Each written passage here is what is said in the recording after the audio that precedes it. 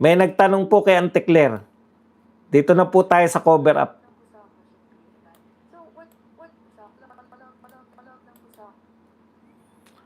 Okay. So, tinatanong ngayon yung leadership fund. Sa mga hindi po nakaalam ng leadership fund, kasi ilang araw pa lang po yan, sa mga nakakaalam na po, okay lang po. Iulitin ko lang para sa mga hindi nakakaalam. Si Bunuan po, Secretary Bunuan ng DPWH dati, pinalitan ni Dizon. Naglantad po siya na tong mga senador meron tinatawag na leadership fund na pwede silang, meron silang 500 to 1 billion na leadership fund na pwede nilang manghingi po sila ng infrastructure project. Minimum na 500 million per senator to at maximum yung malalaking yung mga chairman ng committee 1 billion. So sa madaling salita, nilantad yan ni Bunuan. Meron niya, nag-exist yan. Okay, ngayon, siyempre, tatanungin ngayon si Auntie Claire, di ba? Kung kino-cover up ba tong leadership fund. Kasi, tandaan nyo po, 2024 yan, isinagawa. Tapos, napatupad yan 2025. So, tayo ngayon, ang budget na umiral ngayon, 2026, di ba? Papunta ng 2027. So, may diferensya ng 2 taon. Okay, ito po ang sagot ni Auntie Claire. Pakinggan po natin. So, what does this make of how the president or the administration is watching the budget? Kung his alter ego saying there's a leadership fund or other issues like the flood control scandal or kickbacks na hindi po alam ng presidente. Ang ganda ng tanong. Paano po binabantayan ng Pangulo yung budget samantalang may nagsasabi po na leadership fund na sinasabi ni Pangulong Marcos na hindi niya alam? Ito po sagot ni Auntie Claire. Kaya nga po, nung naramdaman ng Pangulo, bilang Pangulo, umaksyon? Ganito dramatic. Kaya nga po. Nung naramdaman ng Pangulo, naramdaman nung naramdaman daw ng Pangulo, tsaka umaksyon. Okay, tuloy natin. Nagpaimbestiga? Hindi inalintana kung mismo administrasyon niya ang matatamaan. Ang galing magdrama ni Auntie Claire, no? Nung panahon na natuklasan ng ating Pangulo, na naramdaman ng ating Pangulo, nagpaimbestiga. Hindi inalintana na maapektuhan ang kanyang administrasyon. Ito pa pag-amin niya. Dahil si Secretary Bunuan ay sekretary niya. Hindi niya ito kinover up. Diba? Hindi niya ito kinover up. Nung natuklasan niya, nung naramdaman niya, nagpaimbestiga siya. Hindi niya ito kinover up. Yan. Na yung iba ay umaamin na may ghost projects pero walang pag-iimbestiga. Ang Pangulo, hindi po niya yan ginawa. So, nung naramdaman niya na may mali at nakikita, ito namang leadership fund. Nung naramdaman niya na may mali at nakikita, gumaganon-ganon pa eh. Mostra ng mga kala mo nagde-declaim eh. Di ba? In fairness po, magaling po bumitaw kaysa kala Luis Trot kay Dilima. Mas maganda po mag-declaim ito si Auntie Claire kaysa sa dalawa. Ngayon lang din naman ito lumabas. So ngayon lang lumalabas yung mga naitago na lihim. Ngayon lang din naman ito lumalabas. So ngayon lang lumalabas yung mga naitagong lihim. Ayan. So palusot niya, hindi naman, ngayon lang naman ito lumalabas yung mga naitagong lihim. Yan. Pamaya pupuntuhan natin yan. Nagpa-investigate yung Pangulo, hindi natin ito lahat malalaman. Kung hindi pa nagpa-investigate ang Pangulo, hindi pa natin ito malalaman. So bida na naman si Marcos? Bida na naman si Marcos? Kaya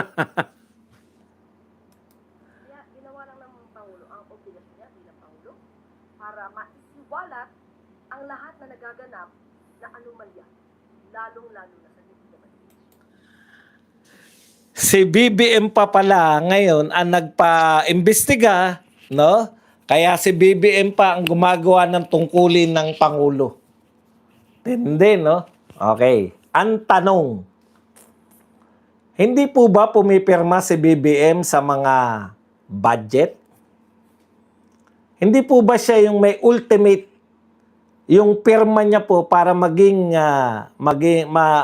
mapasa po yung budget, ang ultimate na pirma na kinakailangan, yung pirma po ng Pangulo? Kung sinasabi niya po ng Pangulo, kasi may palusot ang Pangulo, hindi ko alam yan, na meron palang leadership fund.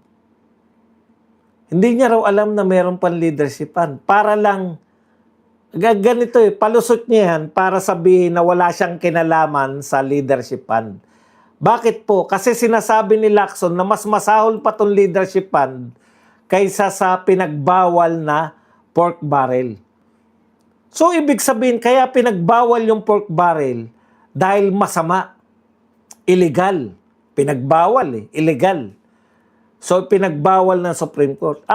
Kung tama yung sinasabi ni Lacson na itong leadership fund ay mas masama pa kaysa sa pork barrel, kinakailangan, walang kinalaman si BBM. So, i-deny niya lang, di ba? As usual. Ngayon ko lang nalaman yan. Paiimbestigahan ko. Kasi nalaman ko na Baliktad naman yung sinasabi ni Auntie Claire. Kaya daw natin nalaman dahil nagpa-imbestiga si BBM. Si BBM nga nagsabi na hindi niya alam Okay.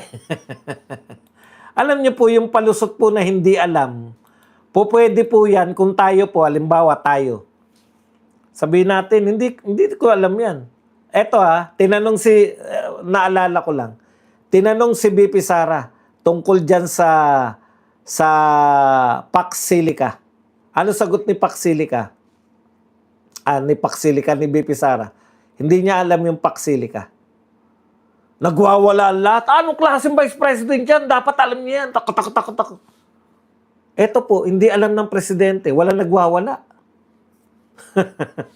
Nagwawala yung mga kakamping, yung mga dilawan. Bakit daw hindi alam ni BP Sara yung Pax Silica? Tapat yung tao Sinasabi niya hindi niya alam. Paano siya magre-react kung hindi niya alam? Ang nakakaalam pa lang naman yan talaga yung mga environmentalist Huwag niyo sabihin alam niyo na yung Pax Silica. Nung tinanong niyo po ako tungkol sa Pax Silica, hindi ko rin alam yan. Hindi po yan nakakabawas ng talino ng tao kung hindi mo alam at inamin mong hindi mo alam. Ano po pagkakaiba niyan?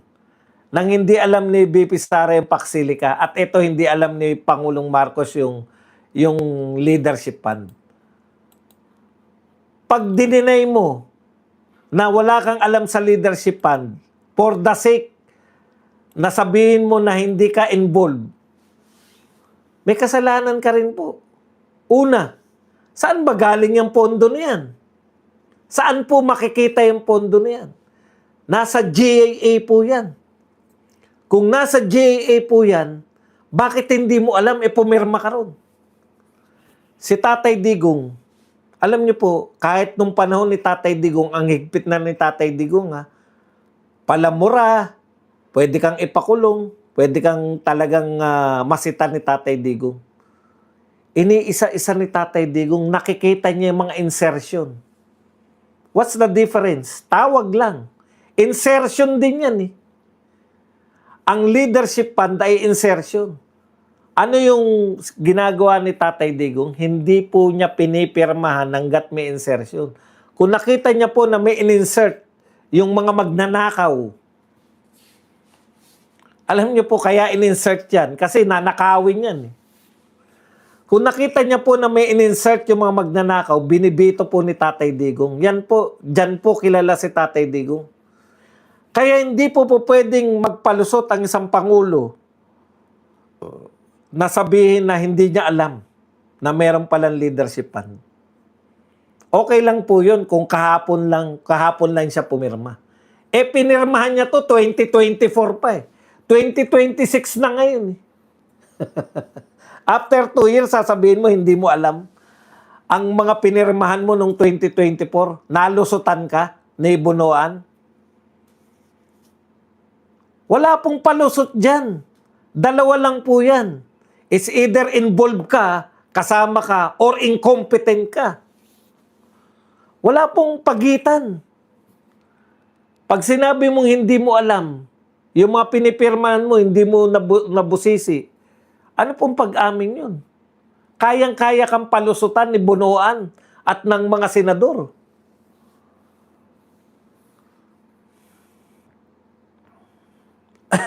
Di po ba? Pinalulusutan ka ng harap-harapan, nasa GAA yung palusot.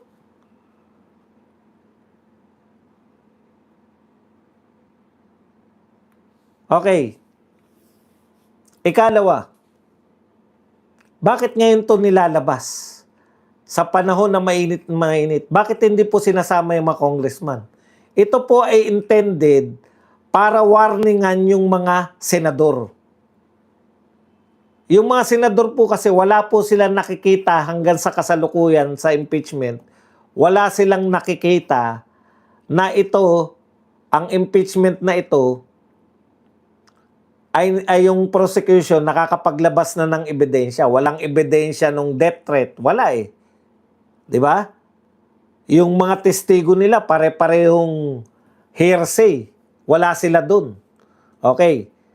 Ikalawa, napakita kahit hearsay na namimili sila ng speech ni BP Sara. Hindi nila nire-recognize yung mga speech ni BP Sara na nagsasabi na kontrolado ni Martin Romualdez at saka ni Saldico yung budget.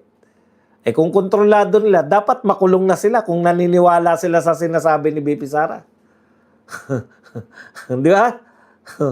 Sila may control, hindi naman sila DBM. Pero naniniwala sila kay BP Sara na ipapatigok niya si Martin, si BBM at saka si First Lady. Pero hindi sila naniniwala kay BP Sara na may threat yung buhay ni BP Sara. At ang nagte-threat ng buhay niya, itong tatlo. Kaya niya nga, paghiganti nga yun dun sa tatlo. O, yun po. Di ba? Tapos dito naman, yung matagal na nilang binibintang na 11 days, napatunayan na po na wala po yan. Wala pong silbi yan.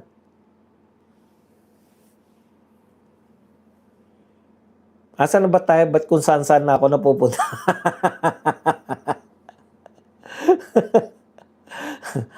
So, yan po yung conclusion natin yan. Pag i-deny po ni BBM na wala siyang alam sa leadership fund, bakit ka pumipirma sa mga JA na hindi mo inaalam yung patutunguhan ng pondo? At saka, alam niyo po, sa kalakaran po, di ba? Ang budget po nagmumula po sa NEP. Ang NEP po, gawa po yan ng gobyerno. Si Bunuan po, tauhan mo. Napapalusutan ka ni Bunuan sa napakatagal na panahon. Inaamin mo ngayon na napapalusutan po ako ng tauhan ko sa napakahabang panahon. Anong...